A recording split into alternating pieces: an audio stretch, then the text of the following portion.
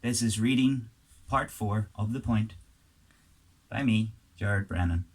You can catch the previous parts on YouTube or on my Instagram page through the IGTV thing. You'll find both by searching for Gerard Brennan in the various search boxes. Easy peasy, right? On to the reading. This chapter is called First Job. Paul's heart raced with anticipation. The time had come. Saturday night, and the brothers were walking around the narrow streets of the Holy Lands. Brian wore a baggy hooded top and an old pair of jeans. Paul had traded in his usual leather reefer jacket for a tatty, long overcoat. It covered his knockoff designer labels, instantly gave him that student look he desired, and concealed his trusty crowbar. The boys also carried a blue plastic bag each. Each one contained a 3-litre bottle of cider. "Cairo Street, let's do this," Paul said. Brian just nodded. Paul reckoned nerves were eating at his partner. Good. It'd make him more careful. Paul set the pace and they made their way slowly down the orange-lit street. It was half an hour until midnight. Paul expected to find most of the houses in the area empty. Cairo Street was pretty run down, which meant forced entry should be easy. Rusty hinges and worn locks were commonplace around these parts. At the weekend, most of the university students went home to their parents. As they got fed and watered for free, Paul was happy to take advantage of the easy targets they had left behind. "So which one?" Brian asked. "This one." Paul stopped dead in his tracks and turned to his right. He walked up to the front door of number 45 and grabbed the knocker.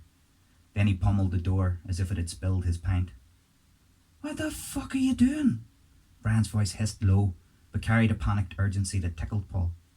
"Relax, son. Expert at work here." "You're a looper. We'll get lifted." "For what?" Paul attacked the door again. Brian fidgeted beside him but didn't threaten to run off or ask any more questions. Paul was quite impressed with his little brother so far. "Nobody home," Paul said. "Follow me."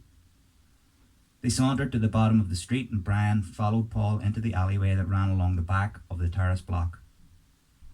Paul counted under his breath as they passed a number of tall wooden gates set in a dirty brick wall. "This is the one," Paul said. "What would you have done if someone answered the door?" "What do you think our bottles of cider are for?" "To calm my nerves." Paul laughed and shook his head. Brian was a hoot, even when he wasn't trying. "No, you stupid bollocks," Paul said.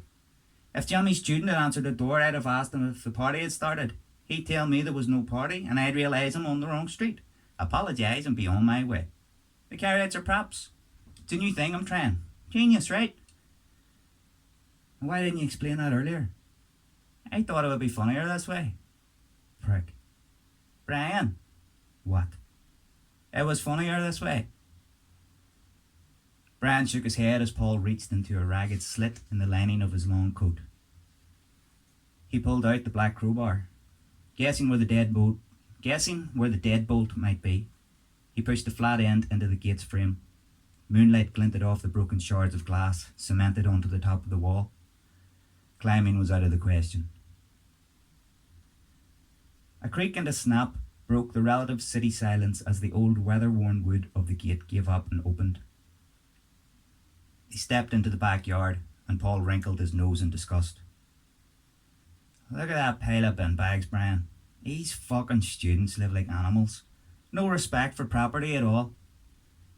Brian didn't offer his opinion. Instead, he closed the gate and wedged some of the black plastic bags against it to stop it from swinging open again. The little improvisation impressed Paul, but he didn't mention it.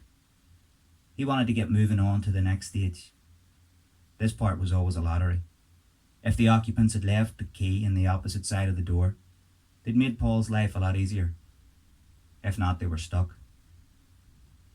He didn't want to put in the kitchen window and run the risk of being cut to shreds on the way through it. Paul peered into the keyhole and was disappointed to find it empty. He stood up and kicked the door in frustration, and it swung open. The rotted frame didn't have much fight in it. "That was cool," Brian said. Paul nodded and let his brother believe that his good luck was calculated. They entered the house. The kitchen looked no better than the yard. Plates with remnants of food stuck to them were stacked to precarious heights at the edge of the sink. The bin overflowed with pizza boxes and empty beer tins.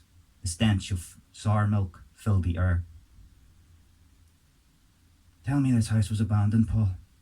I refuse to believe human beings could live like this. Paul opened the fridge and a new symphony of stink greeted him. He looked at a milk carton on one of the filthy shelves. It had the name Mary written on it. This milk is still in date, Paul said. Someone actually lives here? Jesus Christ.